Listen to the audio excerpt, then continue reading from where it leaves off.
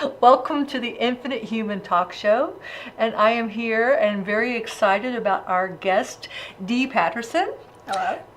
Who is a world-renowned psychic and has been here in Louisville for most of her life, except for traveling to Chicago and California, as we were talking about before. So before we start visiting with her, let's just take a moment to relax. So let's inhale deeply and exhale and relax. And once again, inhale and tense up your body all the way up from your toes to your legs, to your buttocks, to your up to your stomach and to your rib cage, all the way up to your arms and your face, and relax. And feel all the muscles relaxing and letting the blood flow. And take another deep breath in. And exhale out. And now I want you to see in front of you a book. And on this book is written your name. And I want you to take a nice big bite out of this book and just start eating it and eat all of the book. And when you've finished with the book, I want you to see a blue pearl in front of you. And I want you to easily penetrate this marvelous, round, smooth, blue pearl. And feel yourself going deep, deep, deep inside it. And you feel the vibration from this wonderful, deep, blue pearl. And now feel yourself moving through the layers and dimensions and coming up to the causal level, where you feel a fiery, powerful, red, purple, oranges are all passing you by, and there's an energy that is churning and churning and churning. And this is where you are surpassing your karma and moving beyond the karmic plane. This is where the engine of all your ideas and manifestations occur. And feel yourself engaged in that, and set yourself in the burning flames of that causal plane, and just let yourself burn for a little while. Feeling those orange, purple, and blue flames consuming you as you burn away your karma. And it feels very cleansing.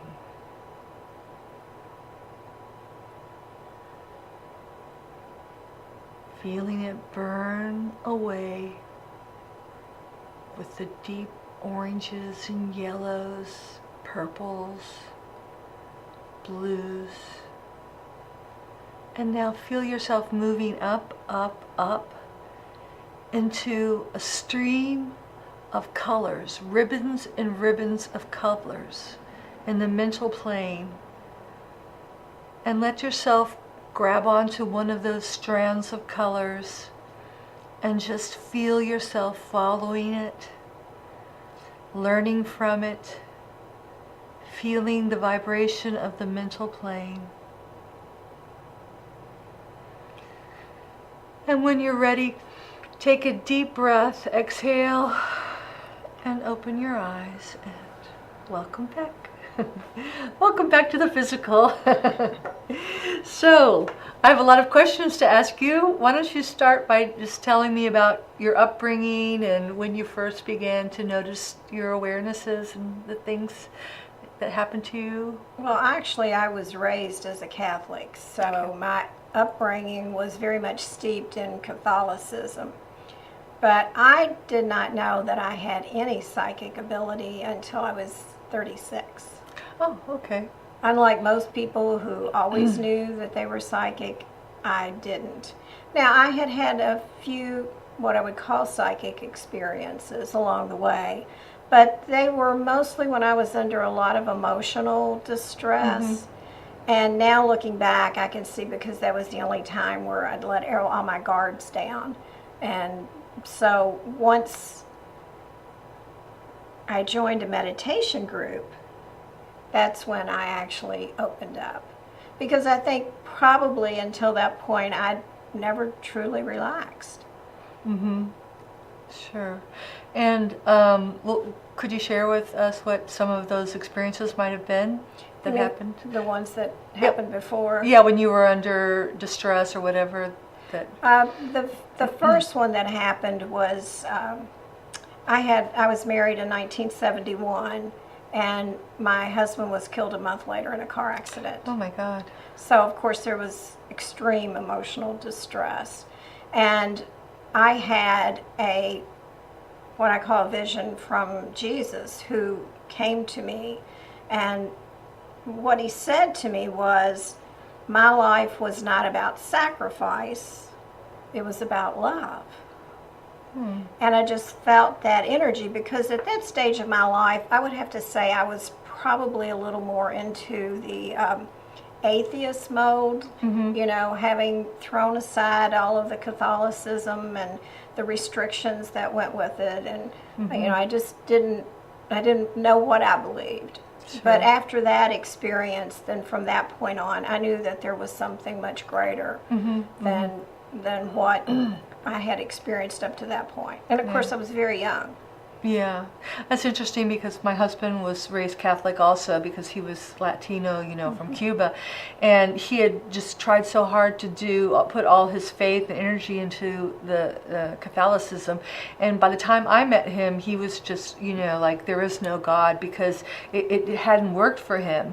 And then he saw Shirley MacLaine's Out on a Limb, and all those experiences she had, like out-of-body experiences and clanging and things like that, he had, and he started reading also a lot more metaphysical literature, and he had so many of these experiences, so it opened a whole new arena. Well, I was interested in all this when I was in my teens, but I read a lot because I've always been a reader. That was the way I escaped from a lot of the problems in my childhood. But I was very interested in all of it, but I just never thought that, it just didn't even occur to me that I would have any ability. But when I joined this meditation group, and at that time I was a sales representative with the Digital Equipment Corporation selling computer systems. And my major account at that time was the University of Louisville, so it was extremely stressful. And when I found this group was forming and they were going to explore, all things metaphysical, psychic, spiritual, I rushed to join. And almost immediately, I just opened up. Which group was that? They don't exist anymore. It was a very small group of people. And so what, how did that lead to you making this your profession? Well, I actually I'd had cards since I was, I think I found them after my husband had died. It was like the following year, so maybe about 72. I had a book that I'd gotten from the book club on how to read the cards, but it was obvious that the book didn't mean anything if you didn't have the cards. And then were these tarot cards? Tarot cards, the Rider-Waite deck. Yeah. And I happened at this little bookstore to find a deck, and of course, as soon as I saw them, I thought, oh, that goes with that book, so I bought them. And so I did play with them. And there were times where I would do readings for people. One time when I was branch credit manager for Xerox Corporation here, I had 5 employees collecting money for me, And when I had talked about it, they said, oh, bring them in and read them for us. So I brought them in, brought my book, and I'd read it, and I'd read what the book said, and then I'd tell them things. And I looked at this one girl working for me, and I said, oh, it looks like you're going to move. And she looked at me in shock. And she said, yes, my husband's gotten another job, and we're transferring to Miami. I was going to tell you next week. But still, you know, I thought it was the book. Uh-huh. I had no idea that anything was coming from me. Now, do you think also a lot of people have said that when they're working with whatever they work with, whether it be cards or crystals or, just, nothing, just, listening, are they actually listening to either the higher self of the person or the guides, the soul friends of that person that are trying to communicate to them, and that person hasn't maybe been able to hear it clearly? I'm just... All those things are potentials. I mean, we have our own spirit guides, so I'm sure there are people that work with me, but, they know what's going on for you, and so, they guide us into what we're saying.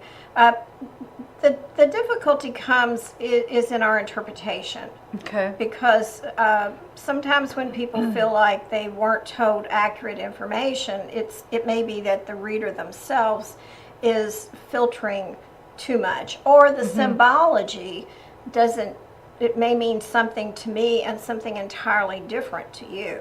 Yeah. So sometimes what I do is I just go, does a red hat mean anything to you? I'm being shown a red hat. And then they might say, oh yes, my mother was a member of the Red Hat Society and it was a really big thing for her. But, red hat wouldn't mean much to me.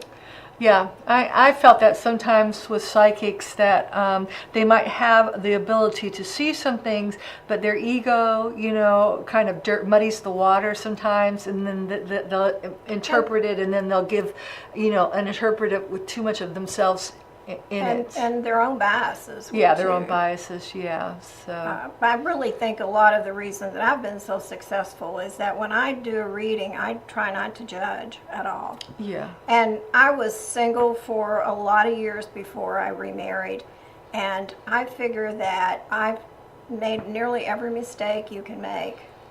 And so I just, I don't need to judge anybody else. I didn't want anybody judging me.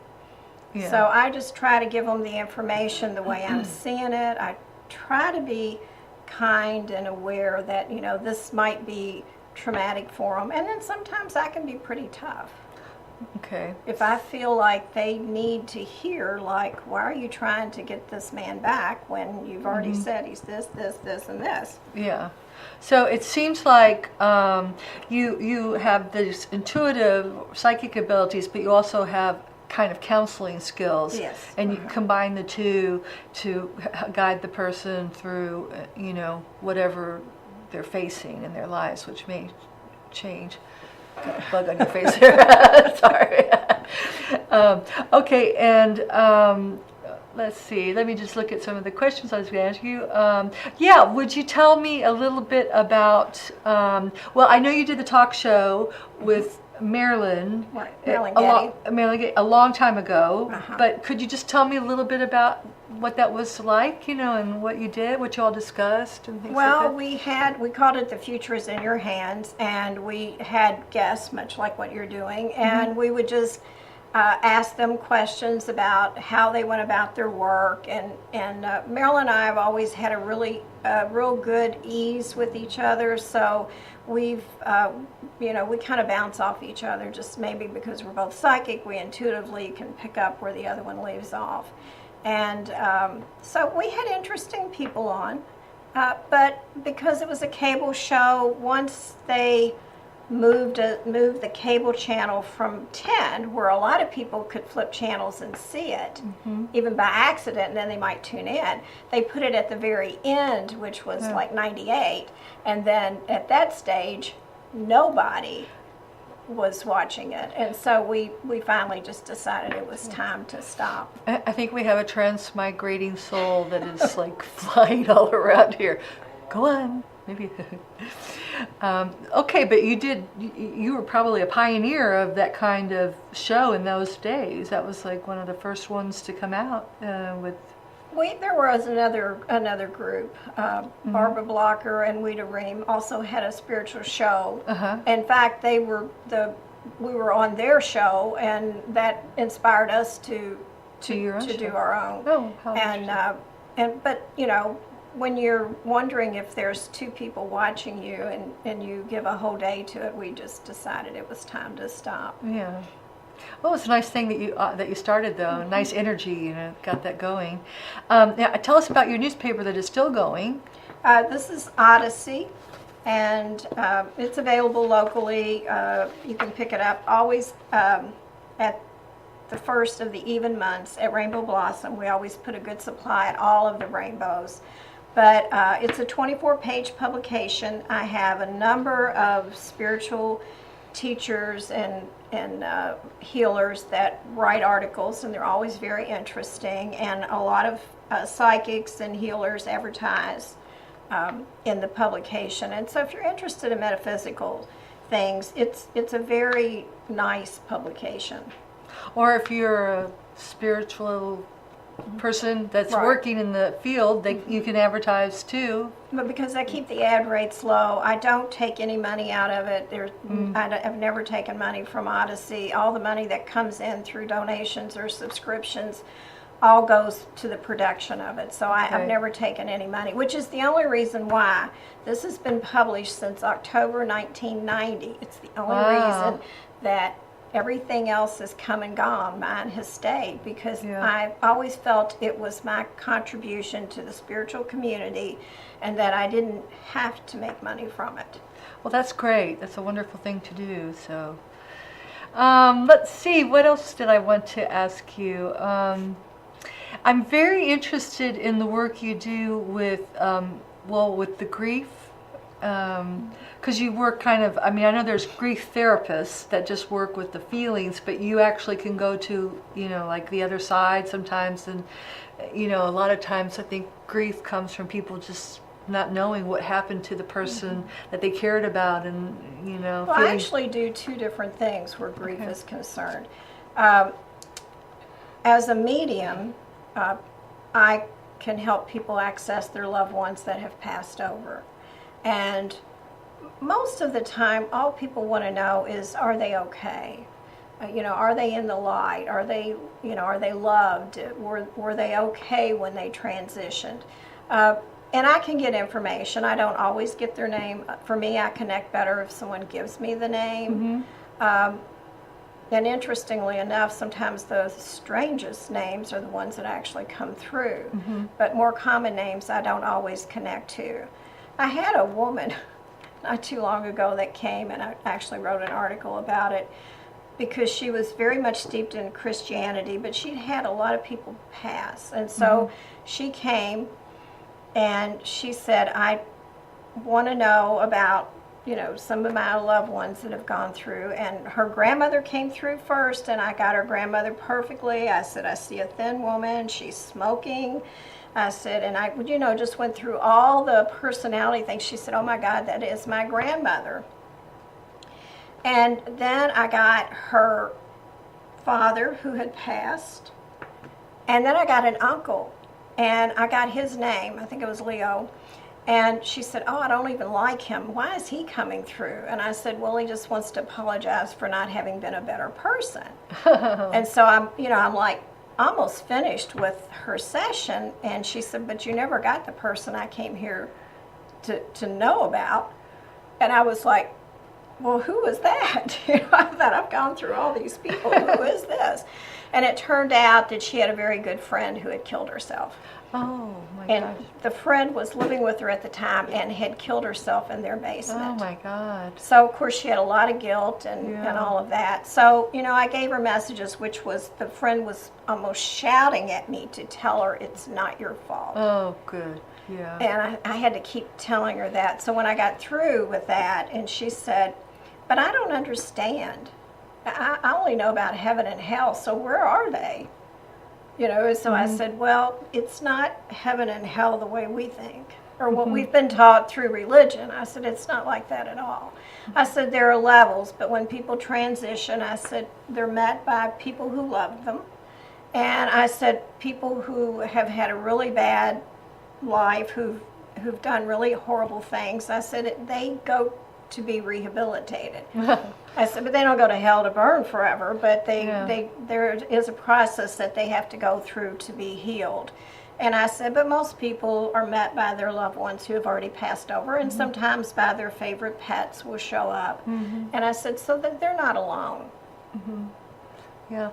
Do you, I've always been told, in fact, my husband used to say before he passed on, he said, you know, you really need to start, because he could do it, you really need to start waking up in your dreams more so we can spend some time together. So, you know, I know I'm still working on that lucid dreaming, you know. And that's very difficult. Yeah. Because when I practiced that years ago, I would know I was lucid dreaming, and then I'd go, I'm just lucid dreaming, I need to sleep. You gotta know what to do with it, where to go, how to take best advantage of it, you know. But when you tune, you know, because you're obviously a regular meditator, if you tune in enough, you can pull him in. I've certainly talked to my mother many times that has passed over. Occasionally my father has shown up. My brother, who passed in 2006, he shows up a lot. So you can still communicate with them, but it's not the same as if me picking up the phone and calling him. Now, the other grief work I do, which is I call anger grief work, I've actually been trained in. It's called primary emotional energy recovery, and it's more of a traditional psychological method of treating people who have grief and anger issues, and usually they're combined. It's usually not just one thing. Sure. But when I trained in that, someone asked the instructor, his name was John Lee, how do you know where to take people? Because he could just walk in a room, and I mean, he could start with you, and before you know it, you'd be there crying or screaming or whatever. And he said, well, it's an intuitive process. So I went for my own healing. I went for my own psychological healing to these workshops, and then when he said that, I thought, well, this is part of the reason I'm here, is to be able to help other people. And most therapists and psychologists will not do this work. You have to get to that level with people where you can let them deal with their grief and let them deal with their anger and help them to get that out of their body. Yeah. Well, I asked you before, and you said you might be open to it, but I should be open to what would come out. But I've had a lot of people pass recently, and I certainly would love to, if you get something, to try something out. Your father, David? Yeah. He's very happy that you're here with your mother. He worried a lot about your mom. Yeah. And he still does. Has she had some problems with her eyes? Or something about not staying steady when she moves around? Yeah, she's very out of balance. She can hardly walk. Have you had her eyes tested? Has she had her eyes looked at? She's just gone to the eye doctor, and she has cataracts, and so she's going to get scheduled to get them removed. I think you'll find once that happens that the balance is back more. It's like her sense of perception is off. Oh, and that was what he was showing me, that that needed to be addressed. Oh, that's good to hear. Oh, thank you. We've been trying to everything to fix her, and her memory's very bad too. So well, because your mother is just at that age and place where she doesn't want to remember, so she has to. I think once she gets her eyesight back, it'll change a lot about her attitude, because it feels like most of the time she's been interested in things, and now that'll bring that back. That you're aging, and that's difficult. And then when you lose your life partner, regardless of the relationship. Yeah, she has a hard time sometimes believing that he still is there. But I feel like he is still there. He Yeah. is very much in the house. He's still very much in the house. Yeah, he comes back. Yeah. Because okay, he's good. still worried about her. Yeah. So he's very appreciative that you came home. He just wants you to know that he loves you very much. Okay. I don't know, in a way, or did he always consider you strange in some way? I He think, said you were my strange child, but he always loved that you were different and that you listened to the beat of your own drum, and he really admired that about you. Whether he ever told you that in life, he did. He's Yeah. very proud of you. yeah, well, good, that's great. What about Peter? How's he doing? He's teaching on the other side. Peter is acting as a guide for others, especially young, like older teenagers, young adults. Wow. He's the inspiration. Like he whispers something in their ear, like, this is like, try this.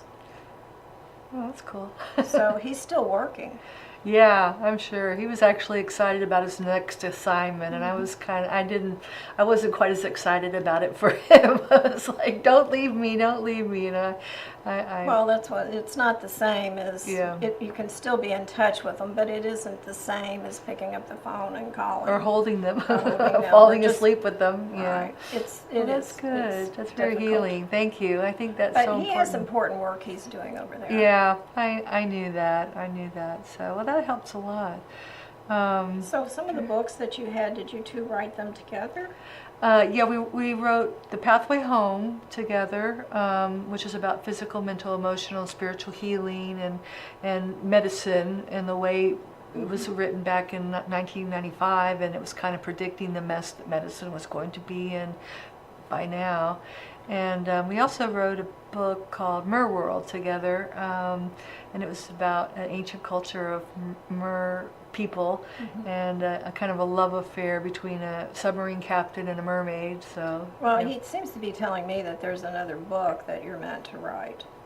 The Infinite Human? I don't know. He just said there's another book. It's not one you've written. This is something yet to come. Because we wrote a screenplay together called The Third Strand, but I didn't sell it in Hollywood, so I was thinking about making it into a book. That might be it because Yeah. he said there's another book Okay. for you to start Back work to on. the writing board. I'm so sick of writing. I've written so many books and screenplays, It takes up a lot of time, but all right. know. Anything else? Any other orders? No, just to know that he truly loved you Oh, that's good. I really loved him and you were a too. blessing in his life. Yeah, it was a blessing of mine. We were very, very close. Well, that makes me feel. That's so healing, to hear that. It's And he wants you to know that whenever your time comes, and it's not soon, but when it does, that he will be the first one there to greet you. oh, good. I really want to hear that. He will Yeah, be. yeah. He Because loved you very much. You were the light of his life. it was so funny because when I met my spiritual teacher, I the night before I had, not butterflies, they were like pain in my stomach. I couldn't even sleep. And I was so afraid to meet her. And I went up to her and I met her. And I said, I had found out in another very strange roundabout way that I had actually committed suicide in my past life. And it was because Peter had died and I just didn't want to live without him. So I went up to her and I said, I killed myself in my past life. What should I do, to get over all the karma? And she looked at me and she said, live. And I was like, oh, that's not, I mean, that was 20 or 30 years ago. I thought, what does that mean? Then when he died, that was the hardest thing for me to do, is to keep on living. I mean, really living after he passed. So, Which is good that you did, because there again, that was the karmic lesson. That was what was happening. You were repeating that, so Yeah. your soul could this time say, yes, I'm grieving deeply. I feel this loss in a way that you cannot imagine. But I must go on, because whatever I came here to do, I still must do. yeah. Because I've done past life regressions for years, Mm-hmm. and the more of the work I do, the more I realize that if you don't get it right, if you take the easy way out, you come back to do the same lesson again, The patterns, yeah. but it's harder. yeah. Because I I regressed a young woman, and because she was having a lot of depression, and I know her mother well, so I regressed her. And we went through several lifetimes, and it was always about love and allowing herself to love and be loved. And when we finished, she said, "Oh my God, I've done this over and over and over." And she said, each time it gets harder and harder. Now, I haven't been much in contact with her. I'm not sure that she still has gotten that. But Yeah. she's young. You know, you learn a lot as you get older. Yeah. What do you think? My spiritual teacher's always talking about like soul friends and the diva kingdom and things like that, you know, and the relationship that we have with these, you know, spirits. What have you found working with people? I mean, do people, you know, have like a set of, are the ones that pass on, are they kind of like part of their... Your spirit guides can come in many forms. And some people like, I can't think of her name now, Sylvia Brown, always talked about her one guide, Francine. And so people tended, from they read her work, tended to think, okay, you've got one spirit guide. But in fact, you don't. You have many. And some come just for a particular period of your life to work with you. And then when that resolves, they go away. But I've taught meditation since I got into, well, actually I taught it almost immediately with the group that I joined. The first one, when our teacher wasn't there, I took over. So it didn't take me long to really immerse in all of this. But they have many guides, and you know, they can be famous people who've passed over. People have seen Mary and Jesus, and they've seen Buddha, and you know, so they can be the icons of spirituality, the Pope. And they can be mom or dad that have passed over. It's not unusual when you really get into meditation on a regular basis, especially in a group, for your own parents or loved ones to just show up in your meditation to give you a message. It's very powerful because people will actually have tears running down their face from it. But then we have just a set of spirit guides that are just like your husband. They're there to help. You know, they've decided or signed up to help me on my journey. Do you ever like how do you, these energies around you, these people, these guides, do you sense them? Do you see? Do you? I see, feel, and hear information. So when Okay. I'm meditating, generally I will see them. And I will hear what they have to say. Sometimes it's just impression, feelings. I mean, that's how I read too. It's just what comes through. Now, I do use cards as a way to focus. I'm a tarot card reader. I don't have to have cards to read people, but it makes it easier. This work can be very draining. And so I use the cards, and sometimes what they tell me I'm paying attention to, sometimes I'm not. And maybe I'm somebody that's really easy to read and very open. Things just come tumbling in. I used to paint. I love the weight tarot, and I used to paint the cards on like T-shirts, you know. So I call it tarot wear. A long time ago, I just they're so symbolic, you know. I love strength and the Magician. Like those are two of my favorite ones. So you're having a workshop coming up, right? This Saturday, August the 2nd, I'm teaching the tarot workshop. I've had a number of people that have asked me if I would teach it, and that one I usually don't offer unless I know there are some people that want to take it. And what I do is I just go through the cards and explain what they mean, and the real purpose of it is for them to open up to their own intuition, their own psychic ability, and to go beyond what that card says. But even someone who's not into this, if you lay a card in front of them, they can look at it and tell you something about it, because the Rider-Waite deck is so depictive of information. It's got a lot of symbology in it, and just easy for people to read. Yeah, I think it really helps to have something tangible and physical to focus on, to get that intuitive.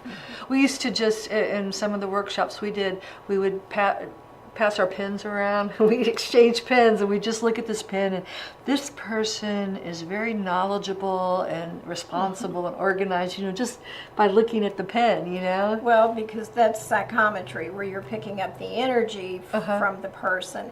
And there are readers who do that. I mean, there's all different forms, like it's always amazed me that people can look into tea leaves and figure out something. But the problem, or at least my experience, and that's been the same for my friend Marilyn, is that, after a while, there's nothing else coming from holding something, or with the cards you can always lay out more cards, yes. and then more information comes through.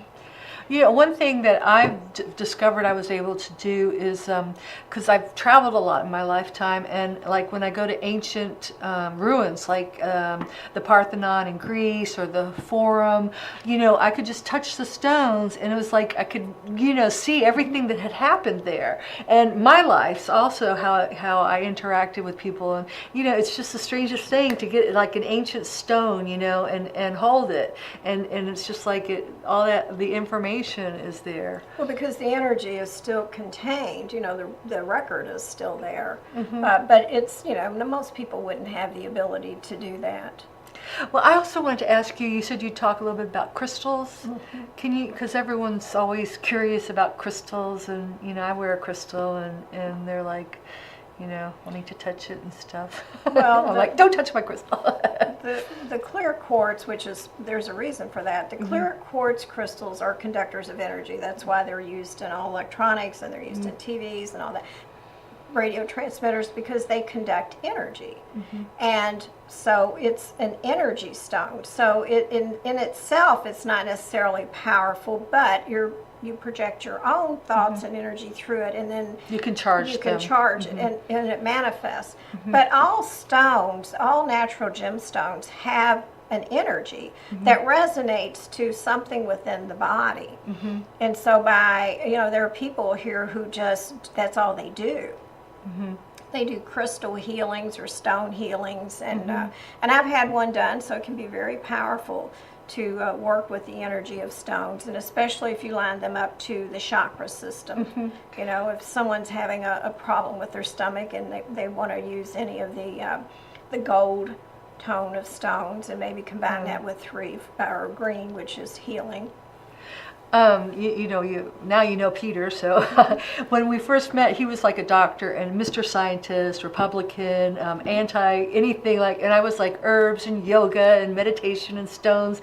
And so we went to the Canary Islands, and I was really into stonework, so I laid the stones on him according to his chakras, and kind of ran the crystal, and then I left him there because he kind of fell asleep, and went on with my thing. And then he wakes up, and he comes running in, and he goes, "Oh my God, I felt this energy, and it went up my body, and I thought it was going to break my spine, and it was like so amazing." And I'm like, "Darn it, you had the raising of the Kundalini, and I've been wanting to have that for so long." And You may not have actually needed it, though. You might have already been in that state, and you were trying to achieve something. I got it later on, but but yeah, and it was that has always been a big part of my spiritual process, the path of Kundalini.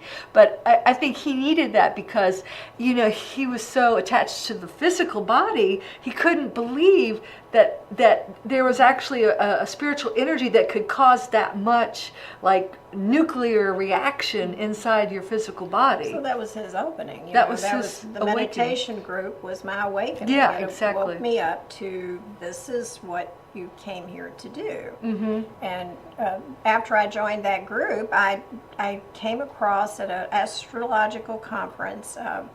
3 years later, I met a woman named Jean Avery, who was a well-known astrologer and had written a number of books. And it turned out that I sat in one of her classes, and she said, "I'm not going to do astrology. I'm doing something else. So if you're looking for that, you might want to go somewhere else." And I thought, "I'm here. I'm going to stay," because I'd wanted to meet her. And she did a regression.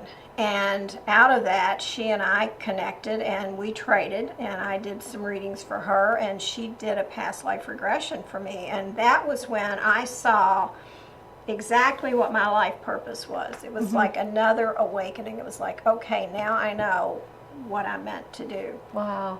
How wonderful. And so it's time for you all to awaken.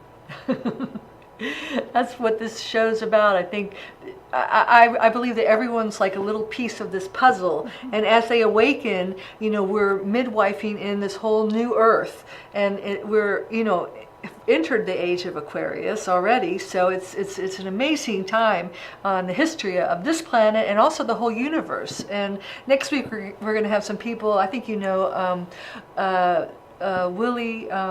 Skywalker, Windwalker Gibson, Willie Windwalker Gibson. He's going to be on, and we're going to have someone else. We're going to be talking a little bit about UFOs, and because there's so many sightings of them, and what that has to do with this whole change that's happening. But before I get off purpose, can you talk to me a little bit more about your medical intuitive counseling? Well, what I do with someone is I just try to tune into the body. Sometimes I pick up a signature of something that they've already had. Like I might ask someone, are you having trouble down in the, female organs now? I'm picking up something there, and they'll go, well, I had a hysterectomy 6 months ago. Mm-hmm. And so some things I'm picking up what's the signature of what already has happened. And then sometimes I might look at a person and just go, you've got thyroid problems. Mm-hmm. And your doctor's probably telling you that that's okay, but I'm telling you it's not. You have a low mm-hmm. thyroid, and if you look up the symptoms, you'll find that they meet exactly what you have going on. Mm-hmm. And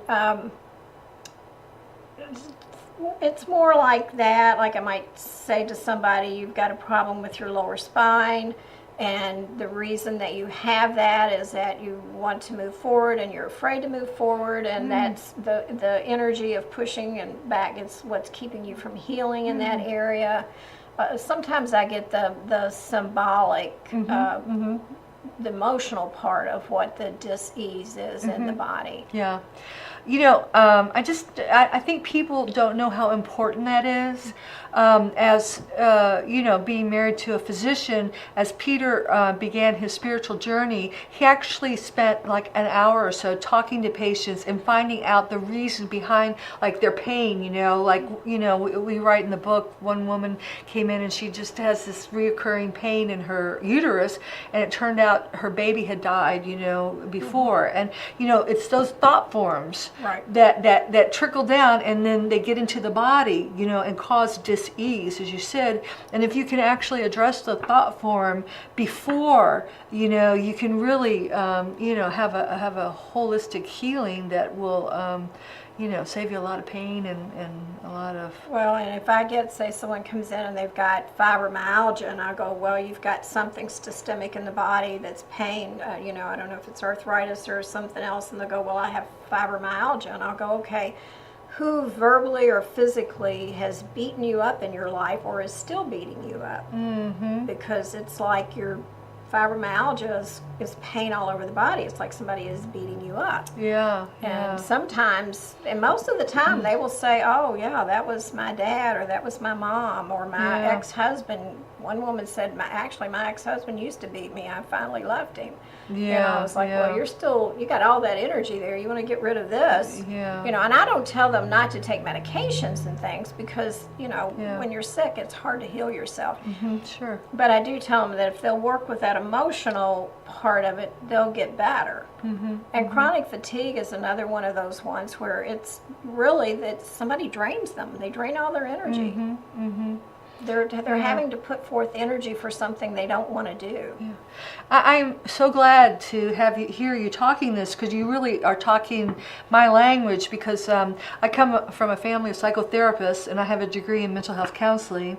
And then, of course, my awakening and my spiritual path took me this way. But I think you really have to, like we said, physical, mental, emotional, and spiritual, address all those natures in a healing, and people need to go back and understand the patterns that show up in this lifetime, but are also from past lifetimes that aren't resolved until they... And that's one of the ways that past life can help too. Now, it won't always solve things, because it may be that the issue was in this life. I regressed a woman, and she wanted to know why she had anger issues. She said, I think this is from a past life. Mm-hmm. And so I regressed her, and we went to this life, and she's sitting at the kitchen table, as a little girl with her mother, and then her dad comes in, and it turns out he's an alcoholic, and the first thing he does is reach over and knock her off of her chair. And so I worked with her on that, because that was what was really going on. It wasn't there might have been a past life connection, but it was so present in this life that she needed the healing in this life first.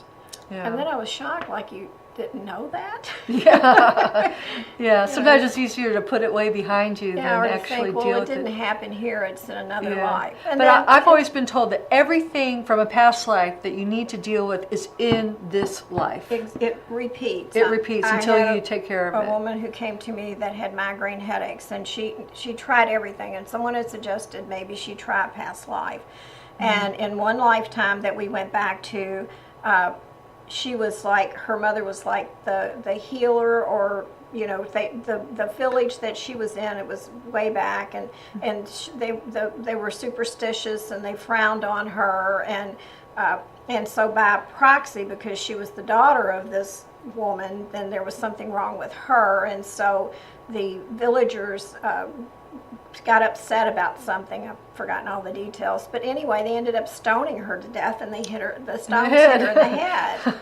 And then we went to another lifetime, and she was in another tribal situation, and her father was like the tribal king or chief or whatever he was, and she had fallen in love with someone that wasn't acceptable to the father, and so the father had him killed.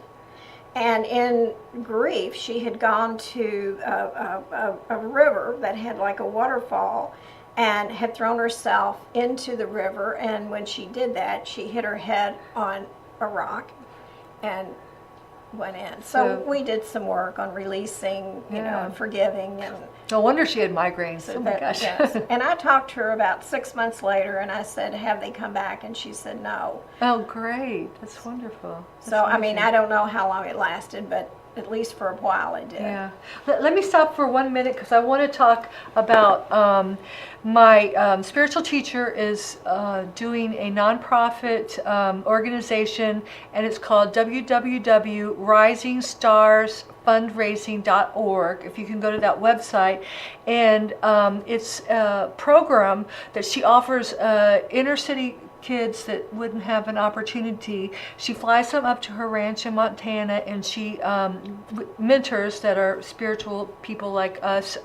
We volunteer our time, and we teach them creative activities that help build their own self-confidence and self-esteem.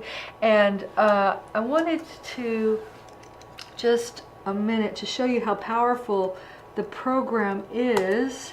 I wanted to read you a poem that one of the participants wrote, and these are children from 9 to 17, and this is called the Rising Star Fundraising Project. Digging, just digging, with nothing but my hands, trying to find that buried treasure inside me, deep. All I need is that shovel. I dig through the never-ending hole of life with nothing but my hands. I dig through conflicts, bad choices, good relationships, bad relationships, but make no dent. Hands, beautiful hands, hands that give me the shovel, hands that vanish. Ignorant, curious, helpless, the shovel unused in my hands. I need someone, a teacher, a being, strong, wise, to direct my hands and teach me to use the shovel. Calm, solitude, deep within my own thoughts, searching, sitting, hands folded, eyes closed. She doesn't see me, but I know she knows I'm there, waiting just for me, nobody else, my soul friend, also an expert gardener. She teaches me how to use the shovel. And once I start digging with that shovel, I will be forever digging that beautiful, by Rising Star participants. So you can see that the program is very, very effective. And if you go to that website, www.risingstarfundraising.org, there are also little gifts that a lot of the O'Hara people. My teacher's name is Sharon O'Hara, and they have donated their gifts, and the profits go to Rising Star, and they have like very interesting spiritual cards, soul cards. They have some herbal essence necklaces, and they have pendants that I'm wearing, which is a cosmic heart, which is a heart that the ancient people carved into stone, thousands of years ago, because they knew we, the modern people, would lose heart, and we'd be having problems with our heart, and they didn't want us to lose heart. So go there and look at all the wonderful things that are there, and if you buy some or if you donate, it's going to help the kids get up there and get the help they need and make a difference on this planet. So, well, okay, do you have anything else that you need to announce about what we've talked about, the workshop that's coming up? Well, and I have another workshop in November. I teach the law of attraction to help people figure out how to attract the things into their life that they want instead of the things they don't. Oh, that's great. And I've been teaching that for many, many years, like the tarot class, and I've seen people just manifest amazing things. And I always say it works when you use it, and all of us sometimes forget that we need to use it. Yeah, yeah. But I'm teaching that. And also, we have a really strong astrological society here. Mm-hmm. And we've, through the years, have brought in some of the top name astrologers across the country, and we're bringing in Robert Hand in October to do a Friday night lecture and a all-day workshop. So we're really excited about that. But we meet the second Friday of every month at 7:30 at the Bonnier Library. You don't have to join to come. We always have some type of a program. And we have some really excellent astrologers right here in the Louisville area. As far as I'm concerned, we have as good of astrologers here as anywhere in the nation. Mm-hmm. They're just really good people. Is that 7:30 in the morning? No, 7:30 at night. Oh, good. No, it's evening. No. I'm kind of not a morning person. No, it's 7:30 at night, and That's we always good. have good programs. And for the workshops, there are charges for that. But Okay. anyone who studied astrology, Robert Hand wrote the book Planets in Transit, and it's like the Bible for the transiting planets around a chart. So we're really excited to have him come in. Now, is this posted on your website or in the Odyssey or? It's an Odyssey, Okay. and there's an ad in there about him coming. And Okay. our website for the astrology group is aboutaskask.com. Okay. And I think probably if you Google astrology in Louisville, we come up. I'm not Okay. sure, but we should, because inadvertently I've been in charge of that. Okay, great. Those who do get to do. Okay. And this is reminding me that my film that I filmed in Italy this spring, What is God, is going to be showing at the Unity Church on Old Harrods Creek Road the 26th, I'm thinking, of August. It's we're asking for a $5 donation. That's kind of going to go tithe to the church, and it's it's an interesting show that interviews international people. They all speak English, but they're Italian and Irish and English and American. And we ask them several questions, about their concept of God and if they've had any extraordinary experiences, and how they connect on a daily basis and remain in that energy. And then we're going to have a discussion afterwards, to see how other people. How they relate to that. And we'll also be showing it at the Rainbow Blossom, 7 o'clock on a Friday in November 7th. So, and that will also be, I think, a love donation of $5. So you'll have 2 chances to see it. And so that's what's going on now. So thank you very much for joining us, and I'll see you next week. Goodbye, and thank you Dee you very Patterson. And please check out her website and all the wonderful things she's doing and pick up a copy of Odyssey at Rainbow Blossom. You've already met Summer, who owns the Rainbow Blossom, so it's a nice little community here. We're all connected.